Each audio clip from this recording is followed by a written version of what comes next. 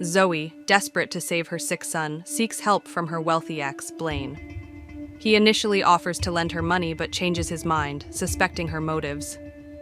Desperate, Zoey pawns a family heirloom, leaving her with a heavy heart and the fear of Blaine's potential reaction. What if Blaine somehow discovered her desperate act?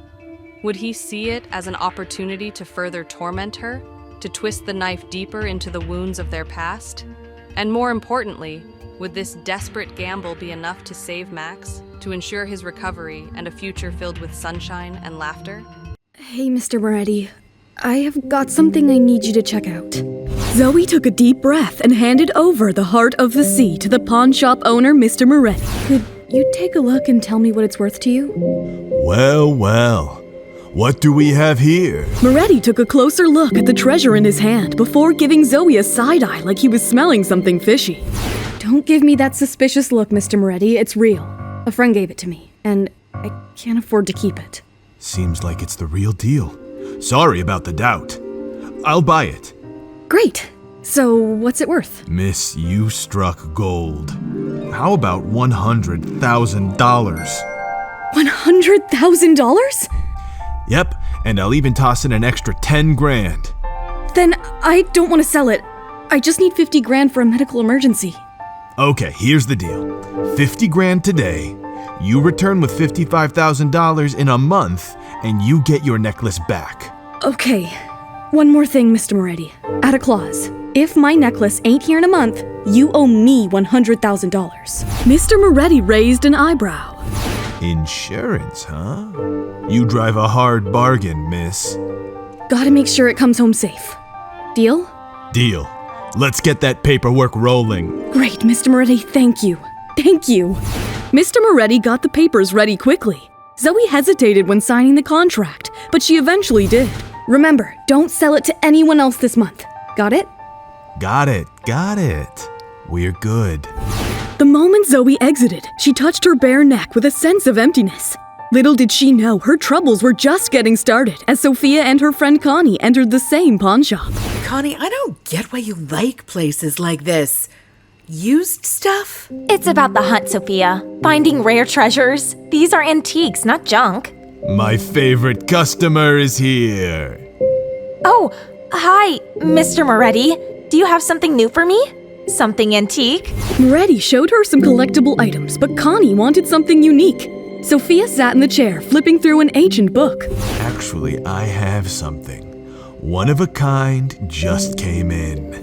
Moretti returned with a delicate box, unveiling the heart of the sea. Is that the heart of the sea? It can't be.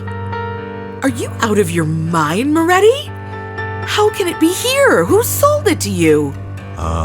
Zoe's the name, but she didn't sell it to me. Got it locked in a contract for a month. Well, then there is no point of... $300,000 for the heart of the sea. What? What did you say? That's...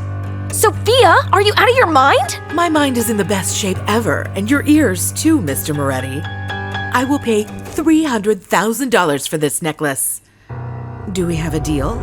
Mr. Moretti was stunned hearing that amount for the heart of the sea, but Sofia was determined. Miss Quincy, this is not ethical for me. How can I... $500,000. Well now, how can I say no? Done. It's a deal. I'm sure you can handle her when... What was her name? Oh yes, Zoey returns for it. But I need a complimentary favor with this necklace. Name it, Miss Quincy. Anything. When Zoey comes in for her necklace, tell her it was a doctor who snagged it. Keep it low-key, you know? Absolutely, Miss Quincy. Doctor it is. Sofia smiled, steering Connie out of the shop. Later in the night, Zoey, exhausted from her shift, walked down the hospital corridor when she saw Blaine rushing into a room. He bent over a patient named Mr. Wilson, trying to get a response. Nurse! Blaine glanced in the corridor where he found Zoey. Come in, help me. Me? Is that even allowed? Yes, you can help. Now move. Blaine rushed back into the room. He ordered Zoey to bring a trash can and water basin. What are you going to do? He's taking a bunch of sleeping pills. Gotta make him vomit and pump his stomach. Blaine put his hand into the patient's mouth without hesitation. Zoey watched him anxiously. Grimacing in pain, he continued. Blood came out from his bitten finger. Sir, you must relax. The doctor's helping you. Get out of the way, or he'll vomit all over you. Zoey stepped aside as the patient vomited into the trash can. Thanks for your help. Now you can leave. Zoey left the room without uttering a single word. After an hour, Zoey entered Blaine's office with medicine. Blaine, casually dressed, exited the locker room, toweling his wet hair. Wipe the drool off of your chin, Zoey. Blaine threw his towel to her. Never met such a narcissistic man before. Zoey tossed the medicine on the table. Ointment. Remember to put it on. No need. Just a little bite. Zoey stepped forward, took his hand, and applied the ointment to it. Today deepened my understanding of you. What do you mean? You, in that treatment room. That's the real Dr. Dexter. Nobler than the one in the coat. Blaine was speechless. Zoey finished applying the ointment, and Blaine handed her an envelope. This... $50,000. It's for you. Zoey was stunned, but she quickly refused Blaine's envelope. There's no need, Blaine. I've got the money covered. Covered? Where did you get the money from? That's personal, Blaine. I appreciate your offer. I should leave now. Zoey grabbed her purse, ready to leave, when Blaine suddenly yelled at her furiously. Where's the necklace? What did you do with the heart of the sea? Zoey was frozen hearing this. Her expression revealed guilt. I asked you something, Zoey. Where the hell did you lose it this time? Zoey took a deep breath, ready to confess. I sold it. Blaine's eyes widened in disbelief and his grip tightened. You what? Just for this? For $50,000? To you, it's a small amount. To me, not that easy. Is money that tight? Or was the necklace only worth $50,000 in your heart? If I say $50,000 was more important, would you forgive me? Forgive you? You're a hypocrite. You said that necklace held memories, but it's all a lie. I'll redeem it within a month. Get out. Believe me, Blaine, you have no idea what I am going through. I said get out. Zoey turned to leave, but Blaine grabbed her arm. Which pawn shop? Moretti's pawn shop. Well done. Blaine loosened his grip, letting her leave. He drove to the pawn shop, anger burning inside of him. He entered the pawn shop, glancing around, and spotted Moretti behind the counter. I'm here to buy a specific item. A necklace. Heart of the sea. Heart of the sea, huh? That's a rare piece, my friend. Are you sure you can afford it? I can afford this filthy shop, you idiot. Where's the necklace? Can you pay more than $500,000? I will give you $1 million. Bring it. Huh? I sold it to someone. Who bought it? She was a fine lady. That's all I can remember about her. Blaine's fist tightened, realizing the heart of the sea slipped away. Losing the necklace felt like losing Zoey all over again. A few days passed, and Zoey met Sofia at a downtown coffee shop to discuss design revisions.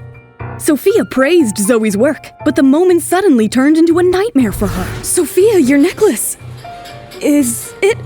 Zoey's heart skipped a beat the moment she saw the heart of the sea around Sofia's neck. As they exited the pawn shop, Sofia glanced back at the heart of the sea, now safely tucked away in her purse. A chilling thought crossed her mind. Zoey. What would Zoey do when she found out? How will Zoey react when she discovers the heart of the sea has been sold? Will she believe Mr. Moretti's story about the doctor? What will Sofia do to ensure Zoey doesn't cause any trouble? Will Connie's conscience get the better of her? And most importantly, will Zoey be able to retrieve the heart of the sea and get her revenge? Hey, I'm Zoey. If you're wondering what happens next, download the Pocket FM app now and listen to the exciting episodes of Rekindled Heartache.